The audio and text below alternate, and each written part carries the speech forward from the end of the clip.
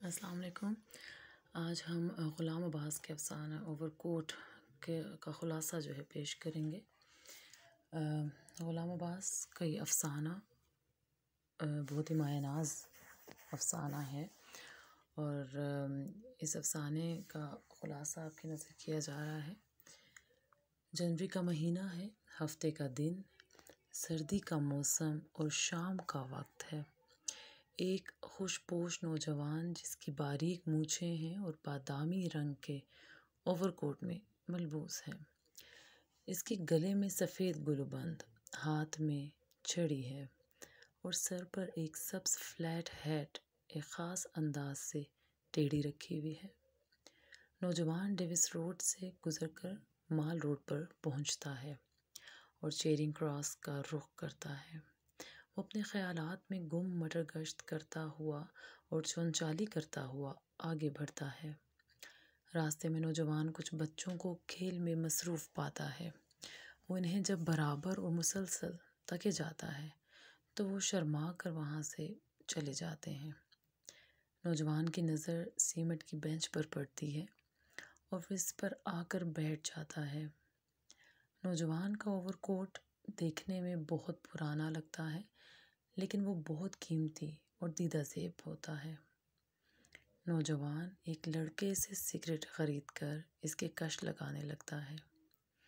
نوجوان اپنی مٹر گشت دوبارہ شروع کرتا ہے۔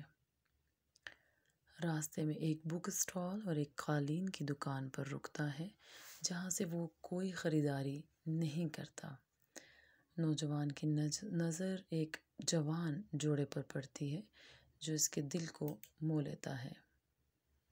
نوجوان اس لڑکے اور لڑکی کا پیچھا کرتے ہوئے اپنے حال میں مست جب سڑک پار کرتا ہے تو ایک اینٹوں سے بھری گاڑی اسے کچل دیتی ہے اور ڈرائیور وہاں سے فرار ہو جاتا ہے۔ راہگیر اسے ہسپتال پہنچاتے ہیں اور اس وقت اس میں تھوڑی بہت جان باقی ہوتی ہے۔ نوجوان کو فوراً آپریشن تھیٹر پہنچایا جاتا ہے جہاں نوعمر نرسیں مس گل اور مس شہناز ہوتی ہیں۔ وہ اس نوجوان کو دیکھ کر افسوس کرتی ہیں اور کہتی ہیں کہ کسی امیر گھرانے کا نوجوان لگتا ہے۔ آپریشن کے لیے جب اس نوجوان کے کپڑے اتارے گئے تو اس کی حقیقت سامنے آئی، جسے دیکھ کر وہاں موجود نرسیں بھی ہکا بکا رہ گئیں۔ نوجوان کے اوور کوٹ کے نیچے قمیض ہی نہیں تھی۔ اوور کوٹ کے نیچے ایک پرانا اونی سویٹر تھا جس میں جگہ جگہ بڑے بڑے سوراخ تھے۔ اس کے جسم پر میل کی تہیں تھیں اور ایسا لگتا تھا وہ پچھلے 2 مہینوں سے نہیں نہایا۔ پتلون بھی پرانی تھی۔ اس کی دونوں جرابیں مختلف تھیں اور پھٹی ہوئی تھیں۔ نوجوان کی سفید پوشی کا بھرم ٹوٹ جاتا ہے۔ نوجوان اس وقت تک دم توڑ دیتا ہے۔ اس کا چہرہ پہلے چھت کی طرف تھا، اب دیوار کی طرف مڑ گیا ہے اور ایسا معلوم ہوتا ہے جیسے وہ روح کی برہنگی سے خجل ہو گیا ہو اور اپنے ہم جنسوں سے آنکھیں چرا رہا ہو۔ کوٹ کی جیبوں سے چند معمولی چیزیں ملتی ہیں، لیکن بیت کی چھڑی کہیں کھو جاتی ہے۔